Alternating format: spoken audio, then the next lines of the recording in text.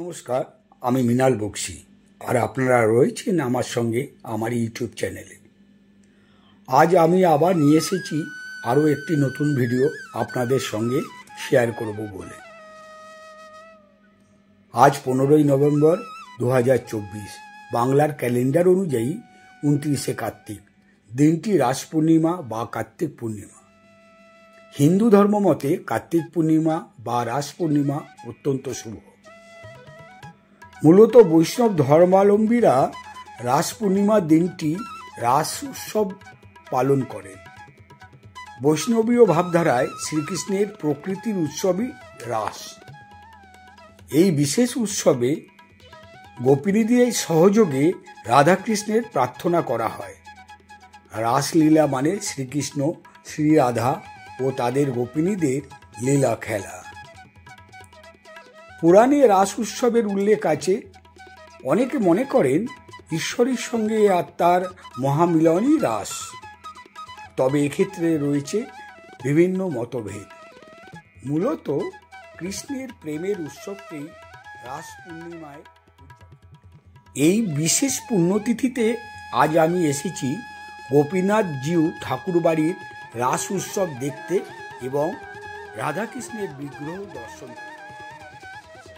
আসুন আমরা এই বাড়ির রাধাকৃষ্ণের বিগ্রহ দর্শন করি এবং এই ঠাকুরবাড়ি সম্পর্কে আরও কিছু তথ্য জেনে নিই।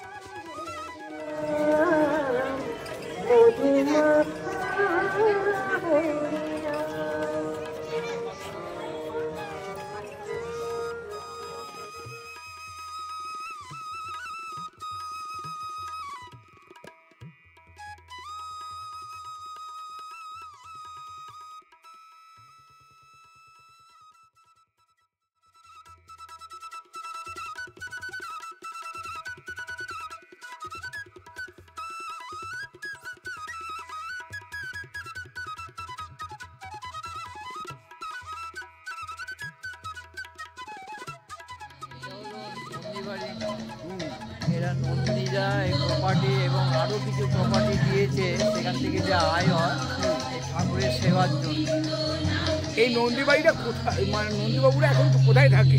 এর পাশেই আছে, পাশে ওদের প্রপার্টি আছে। আচ্ছা। আর বিভিন্ন জায়গায় প্রপার্টি এদের দিয়েছে ঠাকুরের নামে, সেখান থেকে যা ভাড়াপত্র আসে এদের সারা বছর একটা। নন্দীবাবু পুরো নাম কি ওনার? তাদের নাম আমি জানি না, বর্তমানে কিছু আছে তাদের নাম জানি।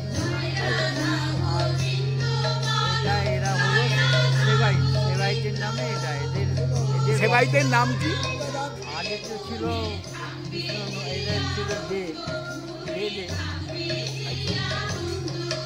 পরপর এদের জেনারেশন পরপর আচ্ছা। এখন এরাই যাদের এরপরে এর ছেলে হবে সে ওয়ারিশান হবে, এরকম। হ্যাঁ, নন্দীরা এটা দান করেছে। আচ্ছা। সেবাই যেতে দেখেছিল, এরা এখনো সেবাই করে যাচ্ছে। সব উৎসব এরাই পালন করছে এবং এরা নিজেরাও দেয়, কিছু আয়ও আছে।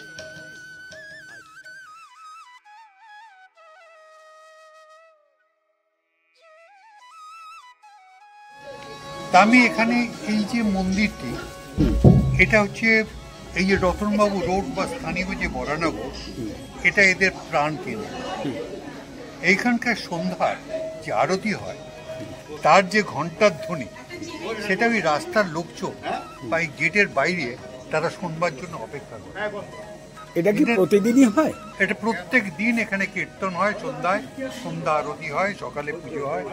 এই বাড়িটিকে কি বাড়ি বলা হয়? এই বাড়িটাকে বলা হয় রাসবাড়ি বলা হয়।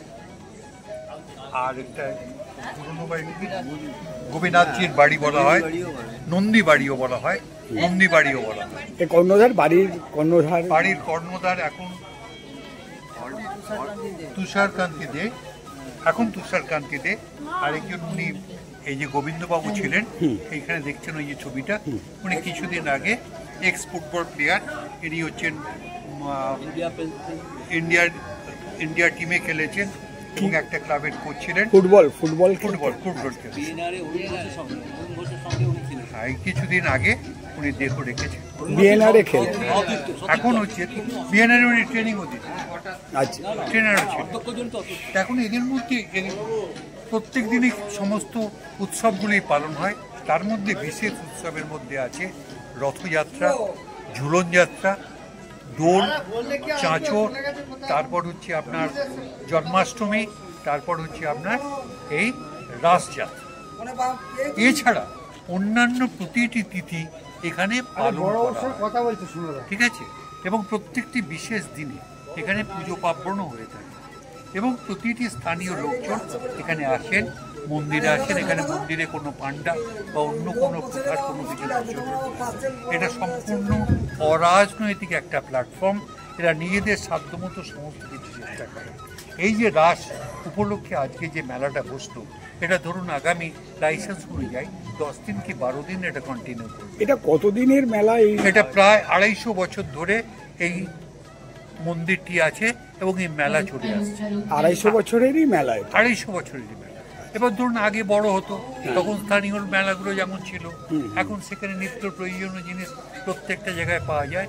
কিন্তু মেলার এই যে আগের প্রধান যে আকর্ষণ বিভিন্ন, কালকে ধরুন আসবে, কাল থেকে আসবে ভোলাবাবু সম্প্রদায়, তাদের যে সদস্য নিয়ে আসবেন এবং এখানে থেকে তিনি করবেন কি, তিনি তার কীর্তন, পালা কীর্তন 5 দিন ধরে তিনি করবেন। প্রতিদিন সন্ধ্যাবেলায় পালা কীর্তন। আচ্ছা, আজকে এসছে গীতাঞ্জলি, সেখানকার একটি লোকাল সংস্কৃতির সংস্থা গীতাঞ্জলি। আচ্ছা, আর একটা কথা জিজ্ঞেস করি, আমি ওখানে দেখলাম যে রাজবাড়ির ওই ইয়েতে, রাজবাড়ির যে মূল ইয়েটা, ওখানে আমি দেখতে পেলাম যে কোনো ঠাকুর নেই। ঠাকুর কখন আসবে? ঠাকুর ওপরে আছেন, হ্যাঁ। উনি হচ্ছেন নামবেন। কটার সময় নামবেন? উনি হচ্ছেন কাল থেকে নামবেন, তাই তো? কাল থেকে আজকেই নামবেন। আজকেই নামবেন? হ্যাঁ, 10টায় নামবেন। এবার আচারটা কি আছে? এই ওখানে আরতি হবে। ওখানে যে রাসের যে অন্যান্য ক্রিয়া যেগুলো হচ্ছে মাঙ্গলিক ক্রিয়া, সেইগুলি যেমন পালন করা হয় সেইগুলি সমস্ত পালন করা হবে। এবং রাস উপলক্ষে দেখবেন যে ঘরদোরগুলো কিরকম পরিষ্কার পরিচ্ছন্ন করা হয়েছে, সুন্দর করে রাঙিয়ে দেওয়া হয়েছে নানাভাবে। এবং এখানকার স্থানীয় লোকজন এই মেলাটিকে ভীষণ উপভোগ করে এবং রাসের এই কীর্তনটাকে ভীষণ উপভোগ করে। আচ্ছা, এবং এছাড়া নৃত্য যারা কীর্তন করেন, এই 5 দিন পরে তারাও স্থানীয় অন্যান্য দল এসে এখানে গান কীর্তন করবেন যতদিন লাইসেন্স থাকবে। আচ্ছা, আমি একটা কথা বলি, আর একটা প্রশ্ন আপনাকে করি, যেটা হচ্ছে যে উনি এই যে গোপীনাথজি ওই মন্দিরে যাবেন, এই উপাচারটা কদিন হবে? এই উপাচার 4 দিন। 4 দিন হবে, আজ থেকে 4 দিন। আজ থেকে 4 দিন। আচ্ছা, উনি প্রত্যেক দিনই 10টার সময় আসবেন এবং পুজো হবার পর, আরতি হয়ে যাবার পর আবার উনি ওনার সিংহাসনে চলে যাবেন। ওনার যে আসল মন্দির, সেখানে উনি চলে যাবেন। সেটা হচ্ছে এই বাড়ির দোতলায় রয়েছে। এই বাড়ির দোতলায়। তৃতীয় দিনে সারা রাত মন্দিরে থাকবে। তৃতীয় দিন সারা রাত মন্দিরে থাকবে। তৃতীয় দিন মানে আগামী পরশু দিন। হ্যাঁ, সারা থেকে পরের দিন সকালবেলা উনি বেরিয়ে যাবেন।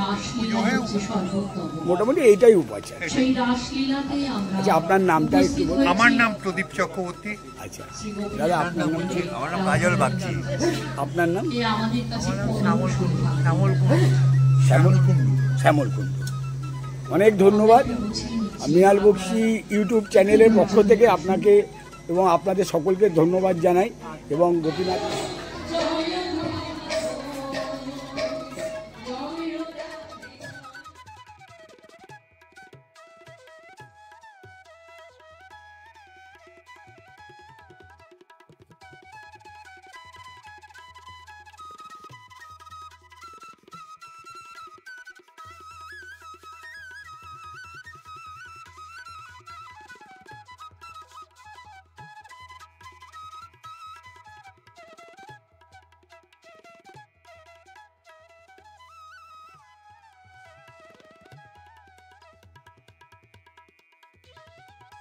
বৃন্দাবনের ব্রজগোপীরা, তারা পূর্বজন্মে ছিলেন বৈদিক শাস্ত্রজ্ঞ মহর্ষি।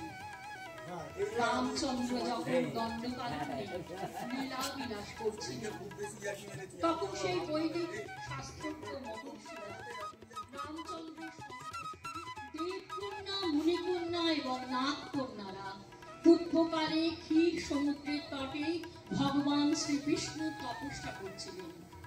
এবং এরা ছিলেন নৃত্য সিদ্ধা, কৃপা সিদ্ধা এবং সাধনা সিদ্ধা। তখন ভগবান বিষ্ণু